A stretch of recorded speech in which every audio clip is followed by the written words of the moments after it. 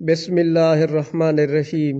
ابو ہریرہ رضی اللہ تعالی عنہ سے روایت ہے کہ رسول اللہ صلی اللہ علیہ وآلہ وسلم نے فرمایا، اللہ پاک فرماتا ہے کہ انسان کا ہر عمل خود اسی کے لیے ہے مگر روزہ کہ وہ خاص میرے لیے ہے اور میں ہی اس کا بدلہ دوں گا، اور روزہ گناہوں کی ایک ڈھال ہے۔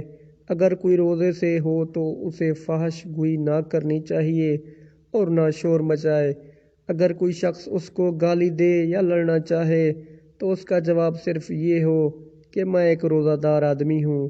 اس ذات کی قسم جس کے ہاتھ میں محمد صلی اللہ علیہ وآلہ وسلم کی جان ہے، روزہ دار کے منہ کی بو اللہ تعالیٰ کے نزدیک مشک کی خوشبو سے بھی زیادہ بہتر ہے۔